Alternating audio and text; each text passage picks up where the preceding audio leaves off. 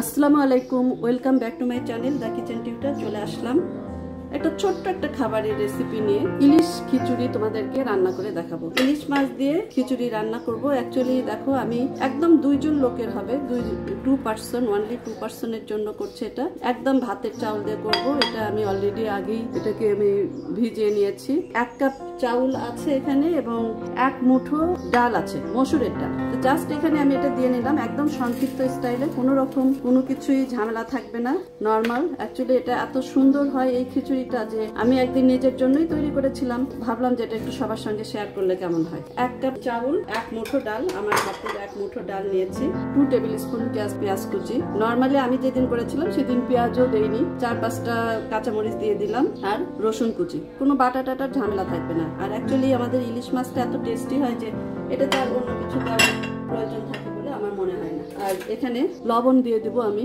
এই জাস্ট 1 চা চামচ পরিমাণ লবণ দিয়ে দিচ্ছি। সরিষার তেল দিয়ে রান্না করব। 2 টেবিল স্পুন পরিমাণ সরিষার তেল দিলাম। এটাকে একটু নাড়াচাড়া করে নিব। হলুদ কিংবা ধনের গুঁড়ো একটু দেওয়া যেতে পারে, আর হলুদটা আমি দিব না, যেহেতু ইলিশ মাছটা আমার রান্না করা। এই যে ইলিশ মাছটা আমার রান্না করা, অন্য কিছু আর দিচ্ছি না। সামান্য একটু ধনিয়ার গুঁড়ো দিব, 1 চা চামচ পরিমাণ ধনিয়ার গুঁড়ো। তেজপাতা কিংবা গোলমরিচ অথবা এলাচি, দারুচিনি এসব আমি কিছুই দিচ্ছি না। একটু নরম করব। 3 কাপ পরিমাণ আমি পানি দিয়ে নিলাম। এখন আমি চুলোতে চলে যাচ্ছি। চুলোতে বসিয়ে দিয়েছি।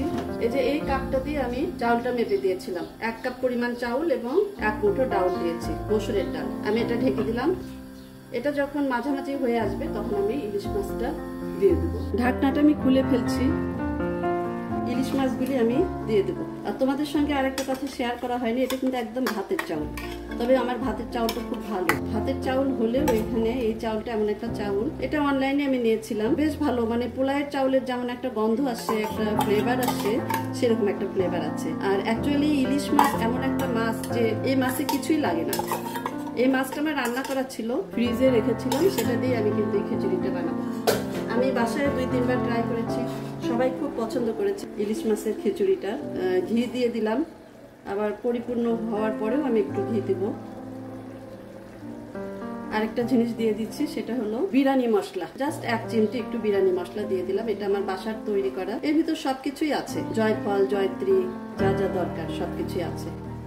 জিরা, এলাচি, দারুচিনি, বড় এলাচ অথবা বিরিয়ানি মশলাতে যা কিছু থাকে, একটু সবুজ করার জন্য একটু হালকা ইয়ে দিয়ে দিলাম, ধনিয়া পাতা কুচি দিয়ে দিলাম। আমার রেসিপিটা তোমাদের ভালো লাগলে অবশ্যই তোমরা লাইক, শেয়ার, কমেন্ট করবে। আমি আবার ঢেকে দিচ্ছি। চুলোর ফ্লেমটা আমি খুব লো করে দিয়েছি এবং এটা দমে রাখবো। আস্তে আস্তে এটা হয়ে যাবে। পাশে থাকা যে নোটিফিকেশন বেল আইকন যেটা থাকে সেটা অবশ্যই তোমরা ক্লিক করবে এবং রেসিপির নোটিফিকেশন পাওয়ার জন্য। আচ্ছা, জাস্ট আমি আর একটু ওয়েট করবো, এটা দেখে কি অবস্থা দাঁড়ায়। আচ্ছা, আবার আসলাম তোমাদের সামনে। দেখো, ঢাকনাটা খুলে ফেলছি। দারুণ একটা সুঘ্রাণ বের হয়েছে। দেখো, এখন আমি এটা সার্ভ করবো না, জাস্ট আমি তোমাদেরকে দেখানোর জন্য। আর পাশে মসজিদ আমার, আমি ভেরি লাকি যে আমার পাশে একটা মসজিদ আছে। নামাজ শুরু হবে আজকে ফ্রাইডে। আমি আরেকটু ঘি দিয়ে দিচ্ছি। আর তোমাদের সাথে আরেকটা বিষয় শেয়ার করতে চাই, সেটা হচ্ছে পানি আমি আর 1 কাপ দিয়েছি। 1 কাপ চাউলের জন্য আমি 3 কাপ পানি দিয়েছিলাম, সেখানে আর একটু পানি দিলাম, কারণ 1 কাপ চাউল ছিল, আমার ডাউল ছিল 1 মুঠো। আমার কাছে মনে হলো যেহেতু আমরা একটু নরম খিচুড়ি খেতে চাই, সুতরাং আর একটু পানি দেওয়া আমার মনে হয়। অ্যাকচুয়ালি আমি আর আমার হাজবেন্ড বাসায়, তো নামাজ থেকে আসলে আমরা এটা খাবো। যখন খাওয়ার সময় তোমাদের সাথে সার্ভ করবো। ভেরি সরি তোমাদের সাথে আমি শেয়ার করতে পারছি না, বাট আরেকবার তোমাদের সাথে আমার দেখা হচ্ছে। দেখো, দারুণ হয়েছে। এখন আমার সার্ভ করার পালা। ঢাকনাটা খুলে ফেলছি। ভেরি টেস্টি অ্যান্ড ডেলিশিয়াস বলতে পারো ইলিশ খিচুড়ি। অ্যাকচুয়ালি আমি একদিন নিজের জন্য তৈরি করেছিলাম, ভীষণ ক্ষুধার্ত ছিলাম। আমার চাকুরির জায়গা থেকে আমি বাসায় আসছি, এসে নিজের রান্নাটা করে খাবো। তো তখন ভাবলাম যে একটা ইলিশ খিচুড়ি তৈরি করে ফেলি। বাসায় আমার মাছটা কড়াই ছিল, জাস্ট আমি খিচুড়িটা বসাই দিলাম। আজকে তবু একটু যত্ন করে করেছি, এবার সেদিন আমি কিছুই দেইনি, তারপরেও ভীষণ মজা হয়েছিল। তো ওই দিনে আমি ডিসিশন নিলাম যে তোমাদের জন্য একদিন আমি ইলিশ খিচুড়ি তৈরি করে দেখাবো।